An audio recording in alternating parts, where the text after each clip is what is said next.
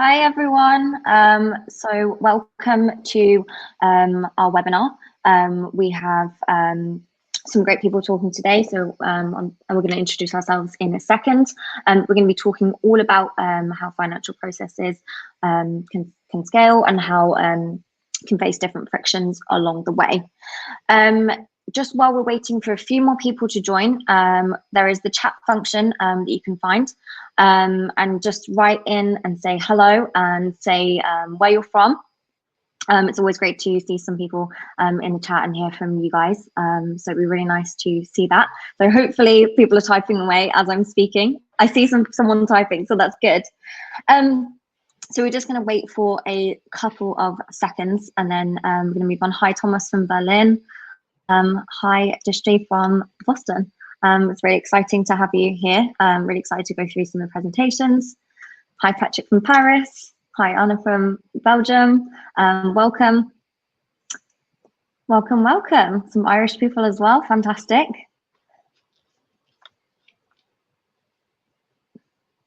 Hi, everyone. Perfect. And so just to say as well, so next to the chat function, you can find the questions as well. So if you do have any questions at any point throughout the webinar, feel free to just whack those questions in there so that we can save them, make sure that we can see them. And we're going to go through them at the end in the question and answer section to make sure that we can get all of those questions answered. So we want to have as many questions as we possibly can. So whatever question that you have, please pop it in there, and hopefully one of us can answer it for you and find you a good answer. Perfect. Hi everyone. It's a very international audience today. I love it. Perfect. People from all around the world.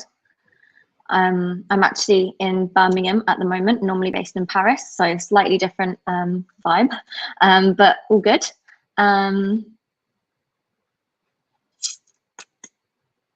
Perfect. I think we might be good to start, Sam? I think so. I think numbers are kind of settled right now, so.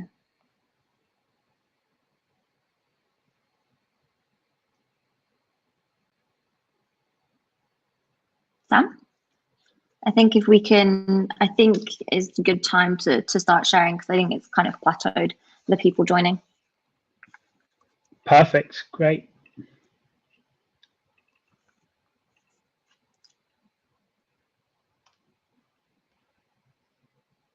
Amazing. So just to really quickly introduce who's on this webinar today, who you're looking at. So I'm Eve Taylor from Spendesk. I work in the UK market and work with finance companies, help set up different processes for them internally with their spending. I'm also going to introduce Nick and let him introduce himself, because he can do a far better job of it than I can. Hi everyone, very nice to be on this webinar today with all of you. So I'm the managing director for Payfit in the UK. Been with Payfit since July of last year. My background before Payfit was in the tech industry for the last 10 years. I had a business that I launched called BuzzHire in 2015.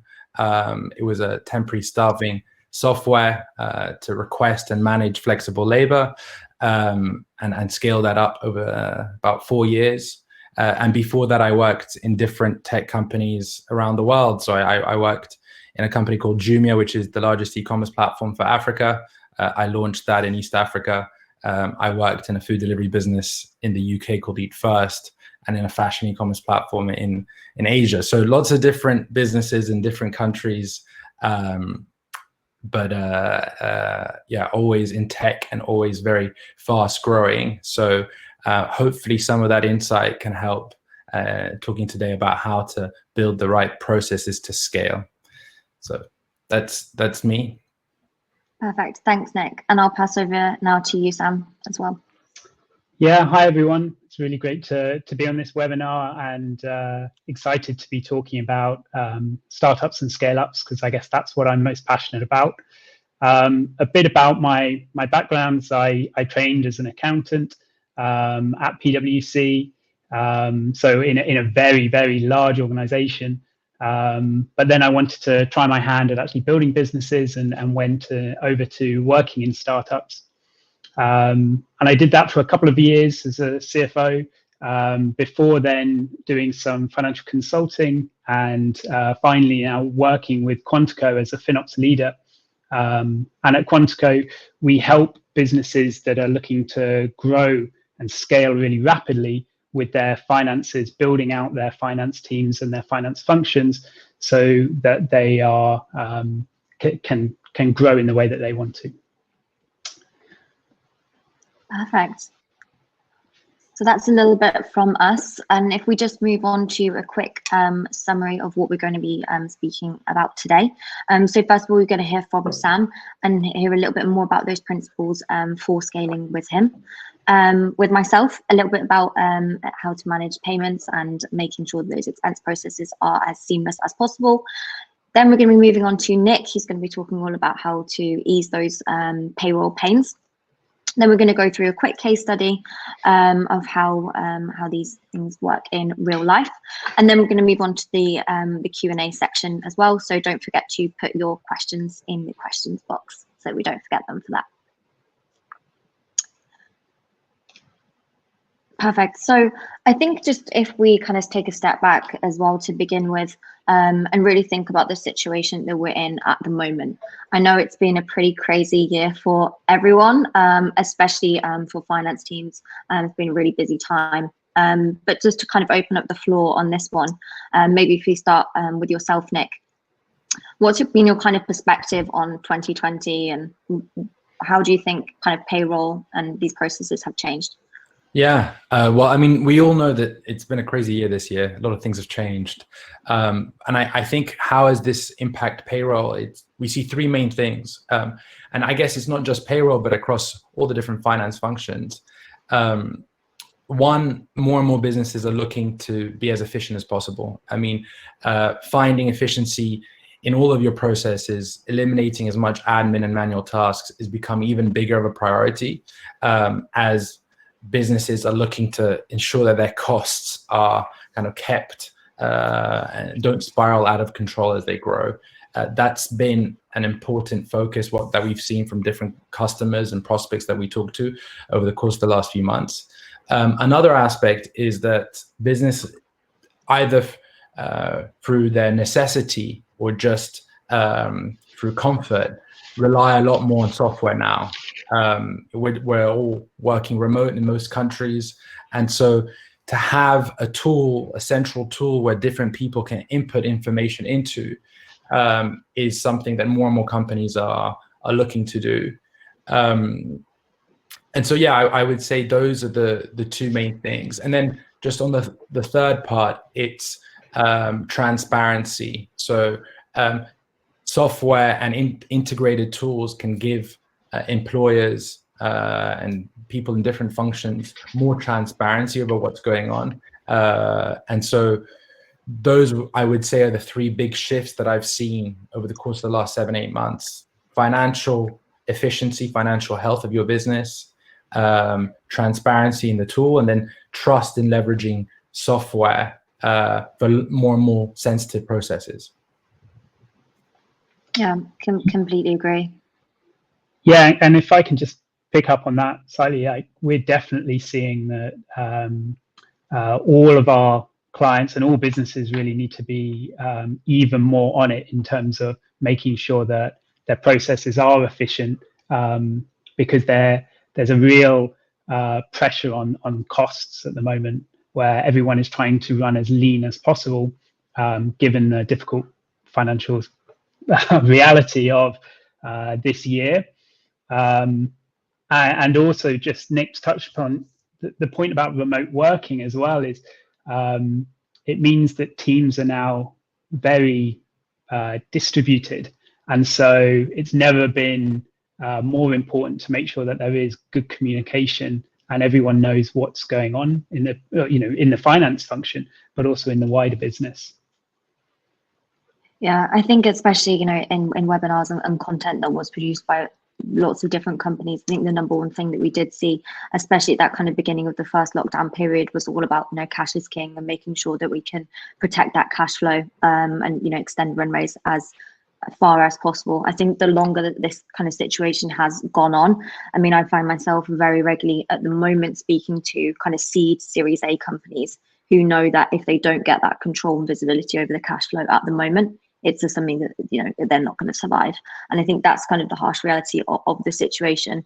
But I think it has allowed, you know, kind of more open minds about introducing different softwares to the teams. But I do think there's been a lot more of a kind of human aspect, especially from the software side, of making sure that, you know, this is someone that I really trust in making sure that my business can last and my business can survive, and that my employees are really happy with.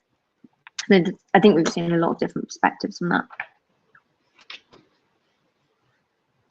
Yeah, definitely. And it'd be great to hear questions from the audience as well on this, and hopefully we can answer some of them at the end. Yeah, exactly. And if you have any insights as well, people in the audience, please feel free to share them in the chat and chat amongst yourselves. We're really happy to see them.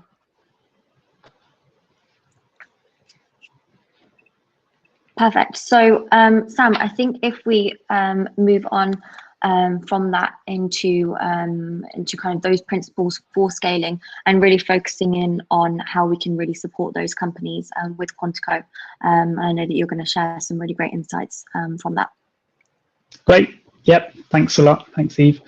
So what I wanted to talk about is just a couple of the what we call the principles for scaling businesses. I want to just look at what scaling means for different sizes of businesses, because scaling doesn't look the same for each one. And then talk about how you plan for scaling and why that is so important. And looking at hiring, when is it worth hiring? And also importantly, when is it worth not hiring? When can the processes be built and supported by technology, software, so that actually you can stay lean and you don't have an additional hire that you need to bring into the team?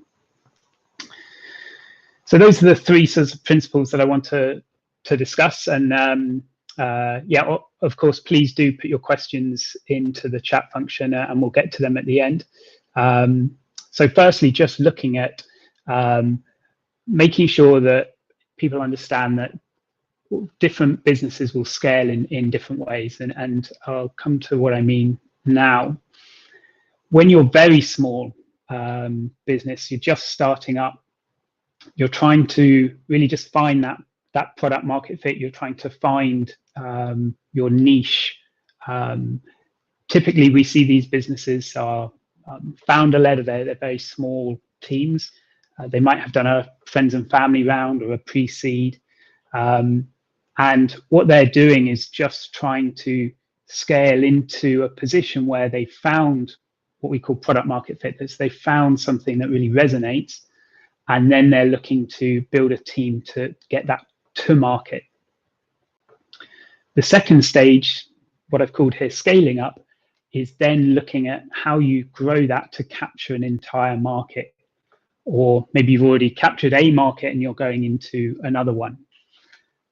Again, that scaling is different. Again, it's you're looking at taking something that already works and really just putting fuel on the fire. So typically we see these as slightly bigger teams. Maybe they've gone through a Series A or a slightly larger funding round. And this is the point where we often see the most growing pains. So you're taking something that was previously fairly centralized, founder-led, to something that's much more decentralized.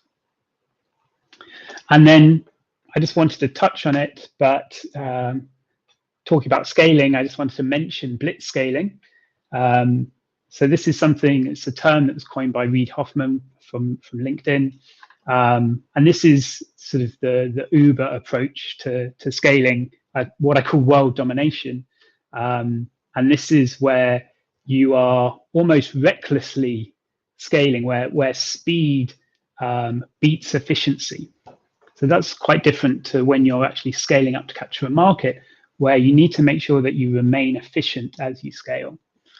Blitz scaling is the sort of speed above all, where you can afford to be a little less efficient because you're trying to capture everything, and the prize for being first is so great. So I just want to mention blitzscaling, but mostly I'm going to focus on actually how you get from starting up to scaling up.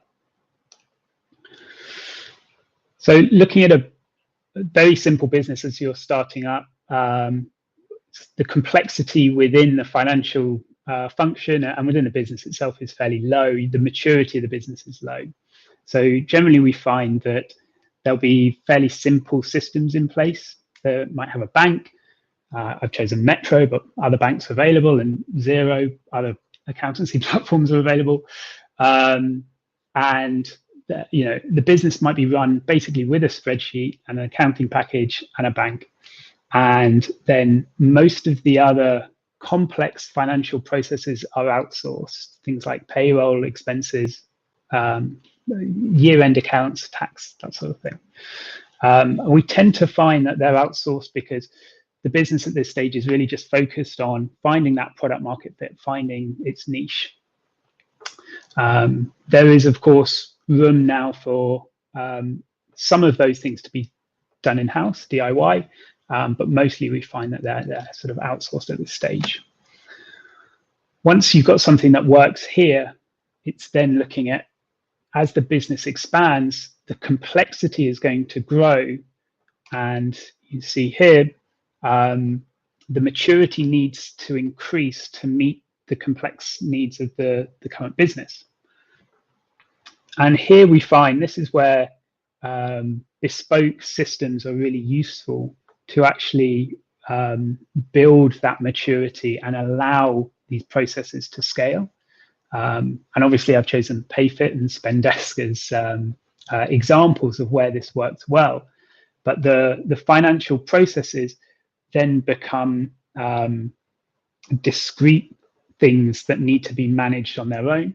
And that's where bits of software and sort of integrations between those software providers then becomes really important to build a financial process, a financial function that moves smoothly. So how do you get from one to the other? The main thing, the most important thing I'd say is making sure that you plan for this growth. That means building from solid foundations. So it means actually not ignoring your financial processes until they're falling apart. It means identifying and removing the inefficiencies that you have already within them. And I'll talk about that in a second, how you identify where those inefficiencies are. And wherever possible, trying to automate processes. And this is really key because the more you can automate, the more time you save. And a time-consuming process is one that doesn't scale because the more time you need, the more team you need to then run that process. So it really doesn't scale that well. And then in terms of then executing, it's about identifying the right systems, finding out what tools are out there. I definitely suggest using free trials and demos, making sure you identify what is the key functionality that you need and what are you willing to pay for it as well, obviously. One thing that I would say is making sure that whatever systems and tools you use, that you're able to integrate them. That doesn't mean that they all need to automate, but the integration between them needs to work so that you can move data between the different areas of the business and make sure that those financial systems really flow. So just looking at identifying inefficiencies, I use payroll as an example just because it is a pretty common one that we see when we go and work with scaling businesses. When we first start working with them. And the common symptoms for an inefficient process are obviously where there are manual updates needed each month. That isn't going to be a process that scales very well. The more manual input you need, the more time it takes. And as things get more and more complex, it's just not going to be something that you'll be able to manage on a monthly basis. So thinking about payroll, often we'll see that this is managed just on a spreadsheet, and that might be between the finance function and the HR function. And they manually need to go through and agree what the changes are that need to be made. And then that gets sent perhaps to an outsourced provider. They then run the payroll and send it back. There might be email approvals in there. They might then need to check that back to their original spreadsheet. And only then, when they've done that, would they then be able to upload it to their accounting package. And then obviously then go to their bank and then pay to the employee. So anywhere where there's a lot of manual steps, manual processes like that, there's no automation, and anywhere where a process is taking you, sucking up all of your time, that's really where you need to hone in and look at, is this process inefficient? And if it is it worth investing in some software to make it more efficient, to make it scalable? Okay, and then I just wanted to touch on hiring, because this is a question that obviously we get a lot, is as you're growing from a founder-led business to one that's more decentralized, you're moving to capture a market, you need to be able to design these more complex financial processes, but then also build them and run them on a weekly, monthly basis. So who do you hire? Do you hire a CFO, a more senior strategic finance team member, or a financial controller, someone who maybe is a little more junior? Do you just hire a bookkeeper? And we tend to find that actually this is where businesses struggle to make sure that they get the right resource in. Hiring one person and then expecting them to do all of the jobs that a finance team needs is really difficult. And as I said here, scaling the team isn't always the right option. It's not always the right option just to be able to hire all three of those people. And so that's where software can be a big part of what enables you to scale the team. So you might invest in better software that allows the bookkeeping or the accounts payable, accounts receivable to be done in a much quicker way, which frees up time so that actually you can hire a more senior role because they don't need to spend so much of their time on the junior tasks. And obviously, I'd want to just do a quick plug of what we offer as Quantico. So our approach is actually to build an in-house finance team within the business that ties together all of the financial processes.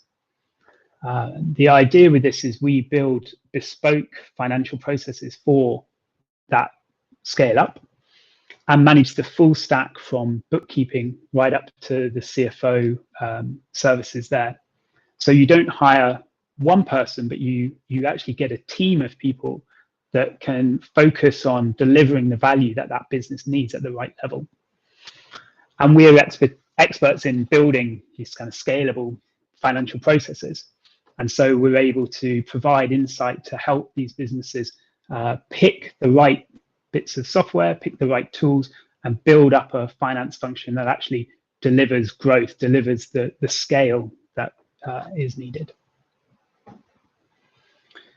So that was a pretty whistle-stop tour, and I hope you've enjoyed it, and the questions are coming through into the chat. So please do keep them coming. And now I will hand over to Eve, and you'll just have to bear with me whilst I stop sharing. No worries. Thanks so much for that, Sam. Bear with me as well. Okay, that was a lot smoother than I thought it was going to be. Perfect. So really just building on what Sam's already spoken about those different life cycles and the different stages of scaling companies. And I know that Sam spoke quite a little bit about, some of those inefficiencies that those companies can face, especially when you're growing so fast. So I'm really going to focus in on some of those frictions that can cause within different teams at kind of different stages, and how we can best identify them and hopefully resolve them. So this is just something that we know that, and I think Sam kind of touched upon this anyway, is that processes do get more complicated as companies grow, and it's just something that happens really naturally. And we know that one expense process doesn't fit all. Company, we at Spendesk, we work with companies from 5 employees all the way up to 20,000 employees. So we know that one process doesn't fit all different sizes of companies, and even with different cultures within companies, even with different structures internally, we know that those processes can change. But just to start off really with the small startups size, it is that we know that, especially at this point in time, probably managing company spending isn't the #1 priority for teams, especially with 1 to 20 team members, often all sat in kind of the war room, making sure that we're making the most strategic decisions possible, spending our time really focusing in on growing the business and moving the business in the way that it needs to be. In terms of payments, what we see a lot of the time is that those payment methods are often held very centrally with one of the founders or 2 of the founders. A lot of online spending and really very occasional expense claims.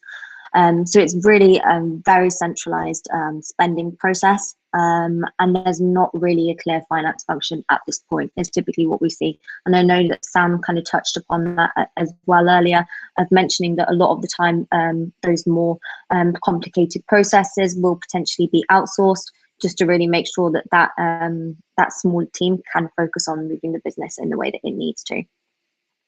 So what we often see is in the small startups, that the friction is kind of there. I know that I spoke to a company a few weeks ago where, yes, there was sort of an annoyance around kind of receipt collection, things like that, from the founder who was doing that. And it wasn't such an annoyance for him, but he could really see that going forward, this was going to be something that would be a problem. And I can go into how we can identify that a little bit later on. And then as those kind of frictions exist, they do grow as we move into growing startups. As we mentioned at the beginning, as companies grow, so do challenges that they're originally facing. And as we really move forward, there's the kind of the frictions aren't huge, but they're really beginning to actually slow the team down. We are getting a semblance of a finance function. It might just be 1 or 2 people who are in that role, but we do see the kind of payment structure seem to really build out, where we do see several cards that are being shared around, a few more expense claims where the business is spending more money, but those larger payments are still really centrally held. Obviously, typically there is kind of one office, but obviously we're all remote at the moment. I can go into what challenges that brings up as well. And then this is where we really do see the challenges come to a kind of head with the scale up size, where those payments can't really work anymore, because people do actually need ownership over not only over the projects, but also over the payments themselves. So typically we do see multiple different offices in multiple different companies and multiple different countries, pardon me. Upper management starting to struggle with growth, so middle management are being brought in. We know that there's not enough payments to kind of go around. There's constant expense claims, and those problems that existed in the first place have just built up and built up. Typically, what we do see in the kind of growing startup to scale up phase is something that I like to call kind of plugging holes. Of there's a problem that comes up in the finance team, and we'll just put in one thing to solve that, because it's become such an issue, and then we kind of move on. Maybe 6 months later there's another problem that comes up, and find one thing else that plugs it. Obviously the ideal world is to centralize all of those different either payments or payroll in one place, so that you do have that complete visibility and real oversight. So that's really on the scale up. So this is where we really know that there can be larger problems. So just in general, over those 3 different life stages of different companies, we know that the friction generally results from 2 key problems. So whether that's on the payment method side, so just generally payment methods that aren't fit for purpose in 2020. And we often see that, and I'll move on to a slide in a second that goes into this a little bit more in depth, but we often do see that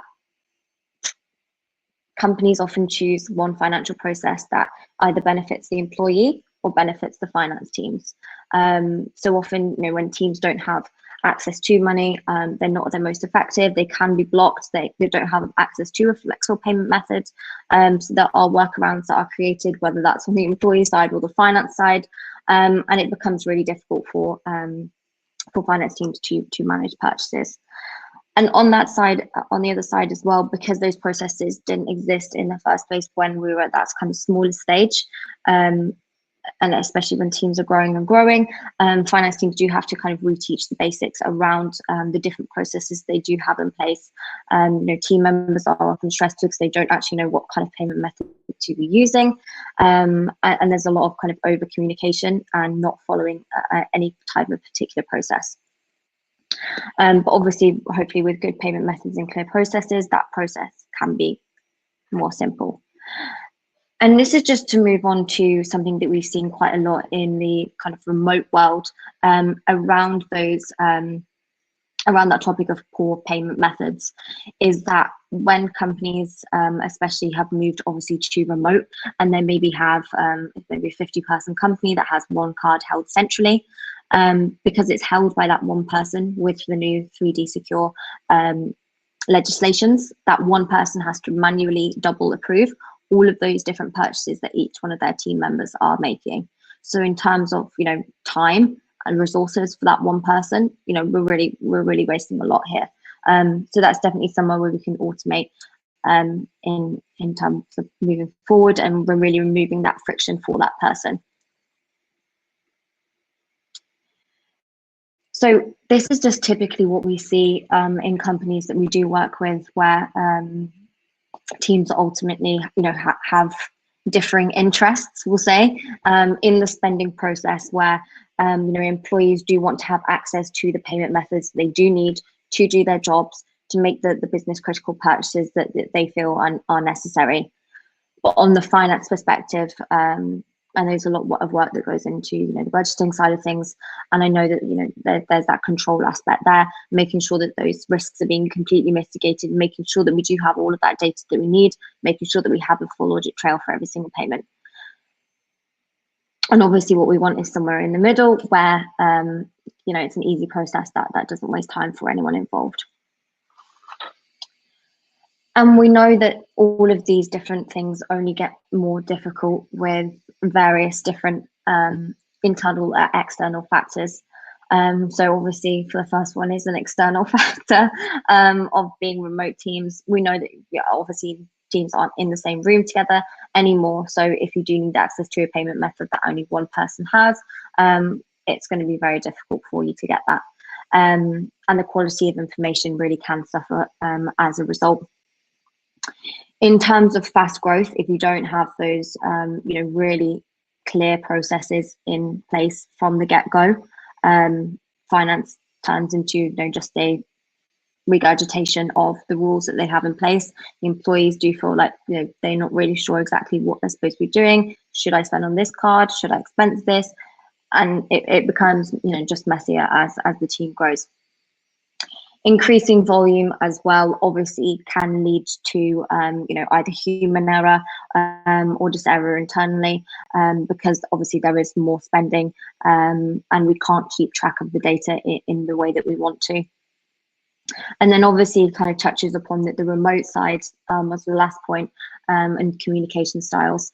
We know that, you know, purchases for request purchases, for example, may go to the finance team, but how they actually get to the finance team is a whole different topic. You know, are they being texted, called, WhatsApp? I've had pretty much every different type of communication to make a payment. So making sure that that's as central as possible in the future is the way to really avoid that. So I'm just going to move on to how to keep expenses free from friction in the future, and touch upon a few different points that I mentioned there. So really moving forward, and especially I think moving into 2021, there we go, I can't get it out. Moving into 2021, I think these are 3 goals that every finance team should have, really at the heart of the function. Of making sure that we can automate just as much as possible and remove any of those inefficiencies, making sure that we can delegate some of those responsibilities and give a little bit more accountability and ownership to either teammates, you know, at an employee level or in a managerial level, and making sure that we can just modernize really across the board in the whole finance function. So I'm going to go into a little bit more about kind of automating on the expense side and the payments. But really, I think we can think about it in that type of whole payment cycle where we look at the approvals, you know, the payment method itself, and then the back end side of things. So making sure that in terms of the communication style, making sure that that approval process is as automated as possible and as centralized as possible, so that, you know, when that auditing process happens, we have a full audit, you know, trail in terms of approval for all of those different purchases in one place, and it's really easy to gather that information. In terms of expense claims, obviously digitizing that process as much as possible. We know that a lot of companies currently are moving completely away from cash-based processes. So that's a big thing that we're seeing at the moment is, you know, companies moving over from that, because we know that it's not going to be something that will be, you know, used or necessary in the future. And obviously let the employees kind of submit and upload their receipts internally from themselves. And then on the back end side of things, just making sure that all of that information that we have collected is available digitally, including obviously all the supporting documentation like invoices, receipts, and making sure that, as Sam mentioned, with the integration side of things, making sure that we can export that and have all of those integrations in the best way possible, so that all of that data that we have collected can be shared around the business. And on delegation as well, I thought I'd just kind of step back on this one. This is something that we're seeing so much more, especially in the kind of last 6 months, where we know that finance teams are really, really busy at the moment, forecasting, reforecasting for every possible economic eventuality. So something that we're seeing at the moment is that they want to give, you know, their managers, you know, at a company level, a little bit more autonomy and a little bit more accountability and ownership over their team budgets. And we're seeing that managers actually are looking to have that as well and see a little bit more overview on their team budgets. So obviously making sure that at the employee level, you know, team members do have access to, you know, secure funds, but also making sure that, you know, those policies are really in place and they really can't be ignored. And then just in general on modernizing piece, just moving away from those kind of traditional payment methods like expense claims, corporate cards, and then just kind of ad hoc workarounds that we do see, and really looking for solutions that can make sure that we can modernize across the board there. And obviously, I know that you probably don't want to hear from a salesperson on an evening on a Thursday, but I do work in the sales team for Spendesk. And but it doesn't really matter what kind of tool that you end up choosing. Those priorities should be your priorities for whatever tool that you do look into. But obviously always having those priorities in mind and making sure that you do find a solution that really works for you, really fits to the scope that you're exactly looking to cover, and can make sure that you can automate as much as possible across there. And if you do want to find out a little bit more about Spendesk, obviously you can go on our website and there is a book a demo link, and you can have a quick chat with myself to understand a little bit more about that, and we can build something custom for you. So I'm just going to pass over to Sam really quickly here to just go through a quick case study and an example from Quantico. Yeah, thanks, Eve. Yeah, I just want to say, you know, we've implemented loads of different systems and tools at all the different startups and scale-ups we work with. But one of our clients in particular, we used Spendesk really successfully there because they had a lot of multiple sites, and it actually one of the things they really wanted to be able to do, the finance team needed to be able to toggle between the sites and be able to see the spend at each one. And actually a lot of the other tools and systems just don't provide that functionality. So that was something that was actually really useful for them, and why Spendesk was kind of like the best option. The other thing was around the authorization process. I think, Eve, are you still there? Sorry. Yeah, I'm sorry, I had a technical issue. Not a problem. It's all good. I'm back. I was just saying the other thing that really meant that Spendesk worked well for them was the ability to have multiple approvers and have a really simple, easy authorization process was really key for them.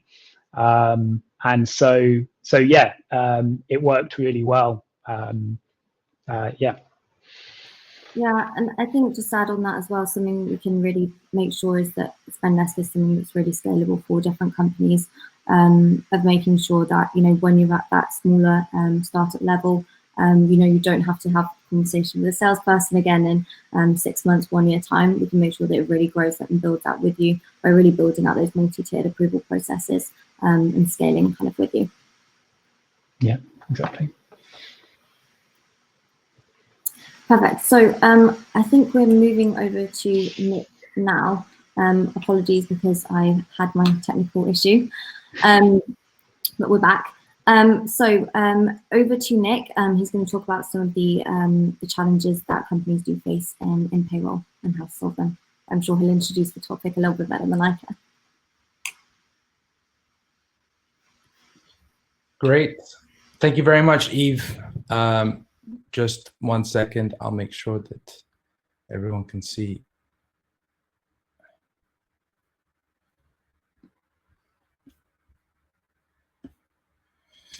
Perfect.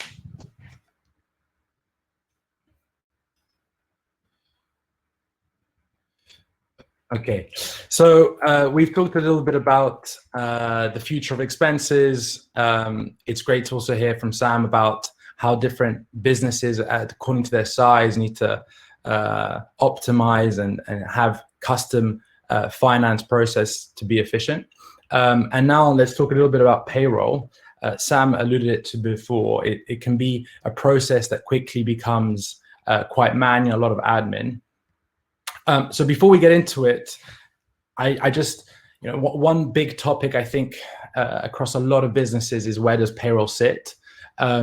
Is it HR? Is it finance? I think the answer really is that there isn't a right or wrong answer, really. What we see at PayFit is the majority of the customers that we talk to have it within finance, but many of them have it within HR, and there's reasons to have it in either. So obviously in HR, this is the function that holds a lot of the employee data, which is necessary for payroll. It's also the number one interface for employees to ask questions. So if there's ever any issues with a payslip, they'll tend to go to HR. But on the other side, payroll tends to be one of the largest costs that startups have, businesses have. It also involves payment, and payment tends to be within finance, and it's a month-end process. So it ties into other month-end processes like financial reporting. Wherever we have it, if we look at, whether it's finance or HR, it's definitely in between the two. And if we focus in a bit on all the innovation that we've seen in finance and HR, there's been a huge amount over the last decade. Sam has talked about it, Eve also in relation to expenses and Spendesk. But if we think about it just quickly on the finance side, opening up a bank, Sam talked about Metro Bank, but there's Metro Bank, there's Revolut, there's Tide. It's become much easier to open up your business account. Don't need to fill in thousands of documents, don't need to go into a branch even, it doesn't cost a lot. So, and it's really well integrated with other softwares. So that's really something that's changed a lot.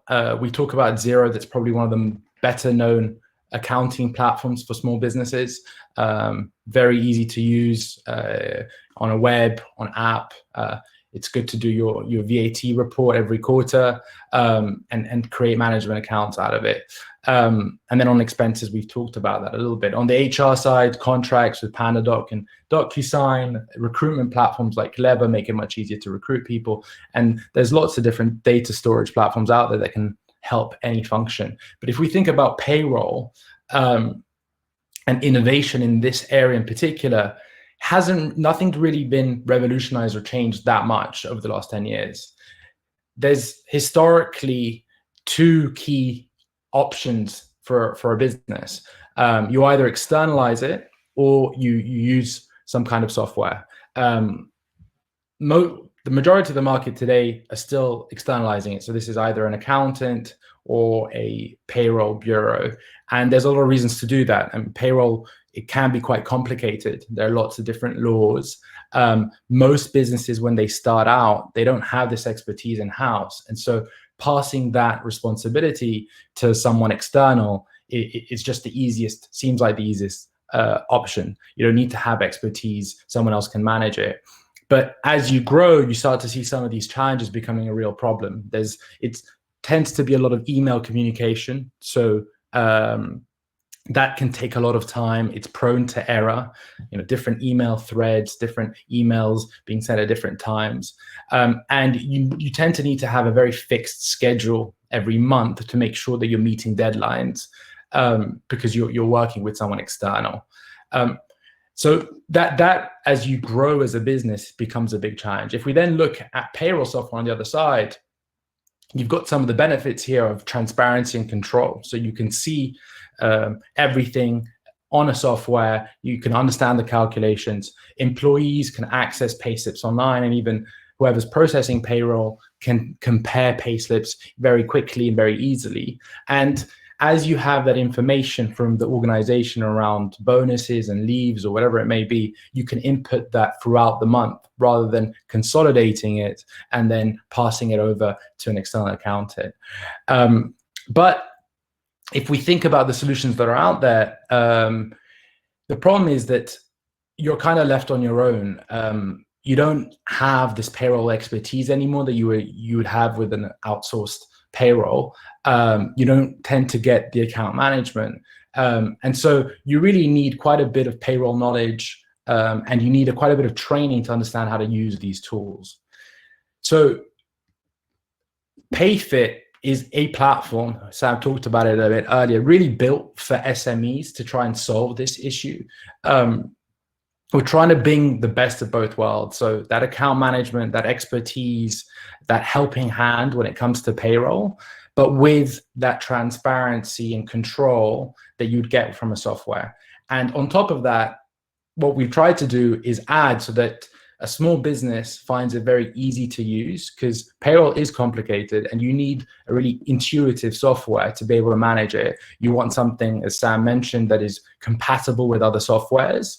And PayFit can update payslips live. So you're really managing now your payroll when you want rather than at a particular schedule. Paying employees is also a strain that a lot of businesses have that gets bigger and bigger as you grow, and being able to kind of do that instantly is really key. And having the payroll and HR all in one means that a lot of the process of a growing company is simplified because you're just using one tool for that. So Payfit is a integrated HR platform with a direct impact on payroll. What that means is, as your business grows and you have more and more employees can onboard themselves and create their own profile and upload their information that's required for them to be paid. If they have right to work documents, that can all be stored on Payfit. And if they have leaves that they need to submit through the system, that if it's sick leave, it could impact directly payroll. As the business grows, depending on the team that you have in your business, you can give different people different types of access. So whether it's just an accountant access to parts of the information, or if you want to see a bit more information around charts and reports, you can do that. One example of a company that we work with is Revolut. I'm just mentioning them because they obviously had a lot of new starters since they joined us, grew very quickly. And as you can imagine, that as you grow and you have a lot of new starters every month, the amount of information that you need to make sure is passed on into payroll ready data that then can go into HMRC, can go into the pension providers, is huge. And not having your process set up and really solid can be a problem. People can be paid the wrong amounts. You could have discrepancies with HMRC, which can lead to fines. And so having a tool where you have the transparency, where a lot of the things like submissions and pension are taken care of, can really simplify. So not only does Payfit help you by ensuring that your HR data flows directly through to payroll, but then all the kind of technical things of making sure that HMRC is updated, make sure that the pension submission is done every month, that's all taken care of as well. So the idea of the tool is to simplify the process, to make sure that it's really transparent, that people can see what's happening and when, and that it happens accurately every time, so that payroll can go from being what can become a process that takes up a lot of the finance team's time to something which really takes the least. And that's the goal. Make sure that it works well, and make sure that the people working on it, it doesn't require too many resources, so that you can focus on other finance functions such as cost savings, budgeting, forecasting, that can drive the health of the business.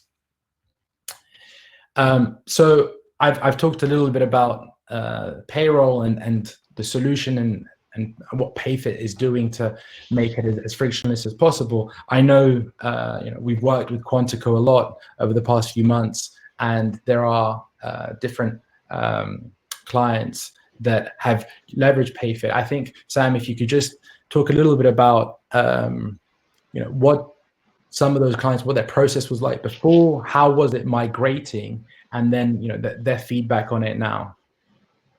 Yeah, absolutely. And I think, as you said, we've worked with you guys quite a bit, and I think mostly what we see from our clients with their payroll processes, when they haven't got a Payfit or another provider in place, is that it tends to be highly manual.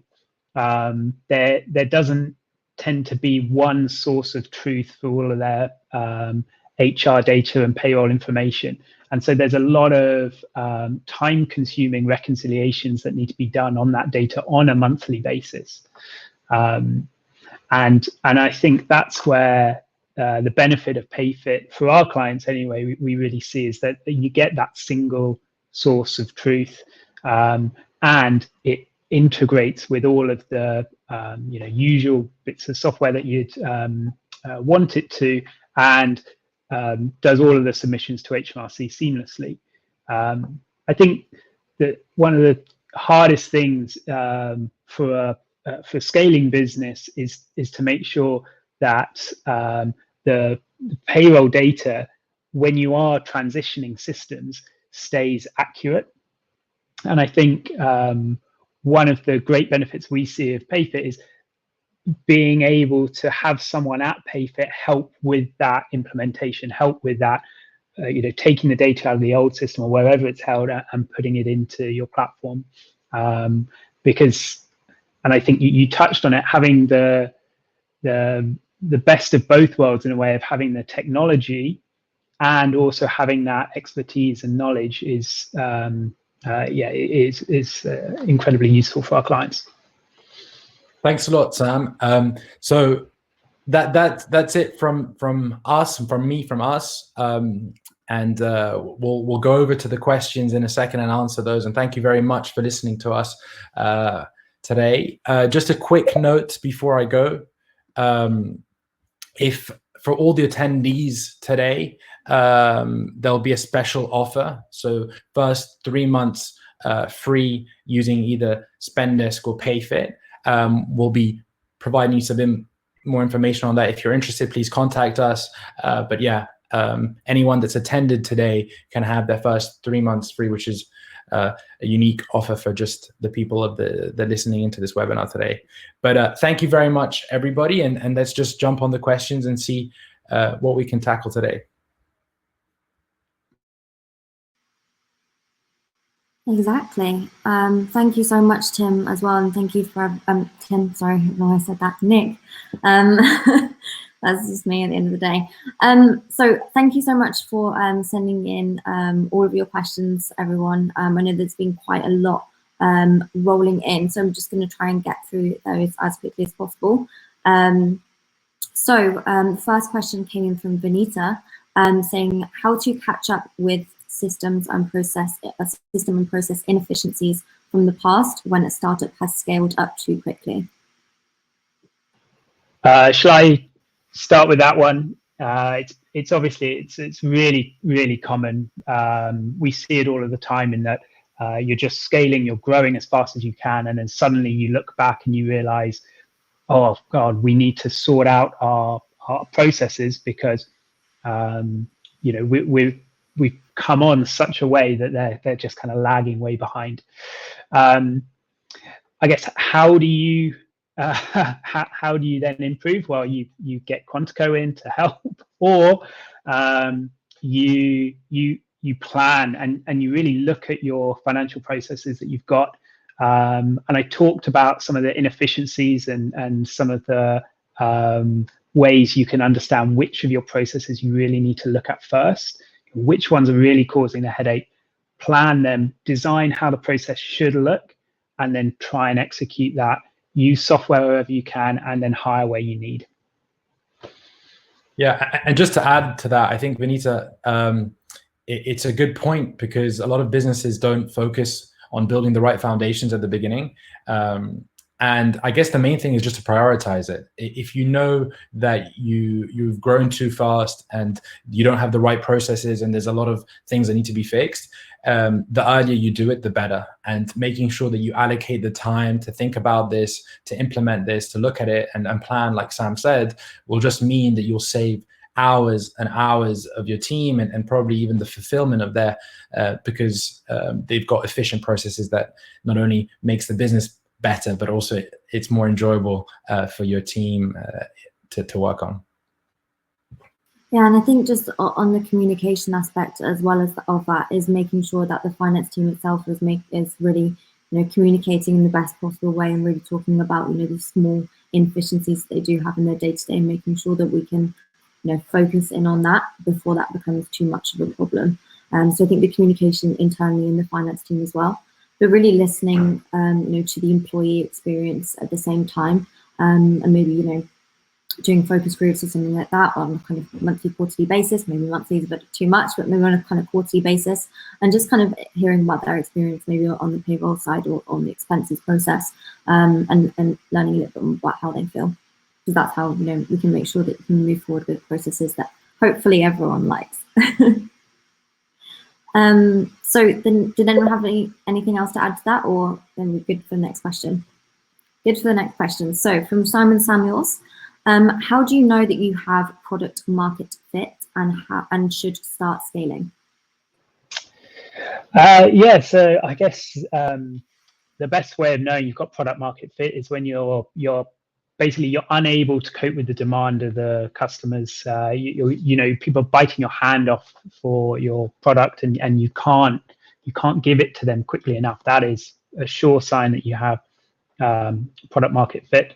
And yeah, it's when you can't keep up with demand, and that's when you need to start scaling the team. You need to start thinking about the processes, and as we said, Nick and Eve said, you know, you need to then plan for how you're then going to deal with that growth.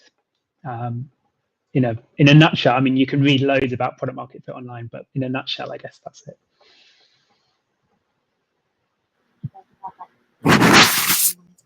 If not, I'll move on to the next question. Yeah, no, I echo everything that Sam has said. I guess, you know, there are a few metrics that can help you to understand when you've got product market fit. If your employees, if the companies that use you or you provide a service to are really happy with the product, and you are not spending a huge amount of money to acquire new customers, then that's pretty good inclination that you're on the right track with product market fit. People are happy with the service, they're telling other people about it, and you don't need to be spending a huge amount of marketing to acquire new customers. It starts to show that what you have is great. Then if you can do that also in a way which doesn't burn a lot of money for you as your organization, then that's really kind of the ideal scenario. Yeah, I think that's definitely a really good indicator when people start organically speaking about your product or your service. Always means that, you know, good things are kind of on the way. So the next question is from Aris, who says, do you guys at Quantico, so it's a question for you, Sam, do you guys at Quantico partner with specific tools, and what are the main criteria in selecting fintech tools? Yeah, so I guess we have loose partnerships, I guess, with Spendesk and Payfit, but really when we go into a business, we'll look at what is the best tool for them, because processes tend to be pretty bespoke for each one of the businesses we work for. And I think in terms of the main criteria for selecting them, you know, you want to really get a good idea of what is that tool doing, what is it there for, and so looking at the key functionality in it, you know, what does it do, and what doesn't it do. It's really key to know what it won't do for you. Price is obviously a big part of it, especially if you're in finance. You're going to be conscious of how much it costs. And then the time and effort it will take to implement and run. So those are the main criteria. Perfect. Yeah, I think that those are all really great considerations in choosing those different financial softwares and things that people should definitely bear in mind when they're looking for something to implement. So the next question is from Claudia. Do you see startups investing in the right systems and processes even before the company is revenue generating? I'm just going to jump on this question before anyone else gets the chance. Yes, a lot. I actually spoke to a company last week who are going to be revenue generating early next year, and looking forward to raising their Series A round. And I think that it's kind of that balancing act of software and people. And, you know, often it seems kind of counterintuitive to maybe put in a software that maybe kind of fills a little bit of a hole at the moment, but maybe it's, you know, as I mentioned with those small companies, it's maybe not such of a pain at the moment, but it's a small friction that could grow. So I think it's that kind of balancing out of, do you, remove, someone from maybe where they could add a little bit more value to a more admin-based task, or do you bring in the software to do that? So I think it's always a kind of balancing act to consider. But in my opinion, I think it's easier to put in an engine before you set off, rather than trying to put one in along the way, when you're already kind of mid-flight. And especially, putting in softwares that can automate and modernize those processes as much as possible before you get to that round means that everyone in that probably tight-knit small company can focus on, business critical areas more than, admin-based side of things. Yeah, and I'll just touch on that and just say, obviously, you want to run your startup as lean as possible. You don't want to waste money, but you do want to make sure that, Eve, as you said, you're building the engine before you take off. Yeah, you need to plan, and that's it. You need to plan for the growth that you're going to have and make sure that you can put those systems in place while still running a lean ship. Yeah, and just to echo both what you've said, is it's the more time goes by, the more kind of manual tasks people in the team will be doing, and so that will just increase over time as you grow. So making sure that you have like a really strong foundation to the house you're building is really critical for success in the future. I love how many analogies we're getting in on this question. It's great to see. Okay, next question is from Kira, saying, does Spendesk have the ability to upload any cash expenses that aren't incurred on the card? I'm not going to try and sell Spendesk and shove it down your throat, Kira. Yes, we can. We can do out-of-pocket expenses, and it will come straight from the Spendesk wallet. So you have full visibility on all of those payments in one place, and it's a nicer experience for an employee. That's all I'm going to say on that one. So the next question is for you, Nick. I think you've already answered in the chat, but it's about which countries can PayFit support. You're going a lot faster than me. And then there was the other question about how long would it take to migrate over to PayFit? Yeah. Employees. I don't know if you want to address both of them. I know that you've already typed out the answers before I got there. Yeah, no, I'll just add a few things. We're in 5 markets at the moment. So we're in Europe, in Italy, the UK, France, Germany, and Spain. And we will be in other markets next year, but those still need to be confirmed. In terms of timeline, I've just written, it really depends on the type of data that you have available. If you've got all the data around your employees, how much they've earned in a tax year, their different HMRC numbers, etc., national insurance numbers, then it can be done pretty quickly. We can onboard you if you've got 100 employees in a few days. But I think the important thing is that we are there helping you and really ensuring that the process is as seamless as possible. Shifting from one tool to another can be quite daunting. If you've got 100 people in the company, it's not something that you take lightly. And so we really invest a lot in helping customers on that process and ensuring that they have the support they need so they can do really well and quickly. Perfect. And you have one more question from Kira asking if the UK covers Northern Ireland as well in the chat. You saw that. Nick. Sorry? Yeah. Can you hear me? Yes. Okay, perfect. Sorry. Whether we have Northern Ireland? Yeah. Yes. Okay, yeah. Perfect. I think Rochelle wants to know which potential countries in the future. She wants an inside scoop, Michal. If I had it, I might be able to give it. Unfortunately, I don't. So, all I know is the countries we're in. I don't know anything about the new ones yet. Maybe keep an eye out for a press release in the future. Exactly. Okay, perfect. There's no more questions left. I don't know if anyone had any last minute things that they did want to ask, anything that you wanted to add, anything to say. I think we've gone through a lot, and we will be sending the slides after this as well, just to quickly address that and to make sure that you can soak in as much as what we said as possible. Is there any more last minute questions? Don't think so, unless I'm not seeing them. I think we're questioned out. Okay, perfect. Well, thank you everyone so much for coming and attending the webinar today. It was really a pleasure to get to know some of you in the chat and hear about where you're from, and some really great questions as well today.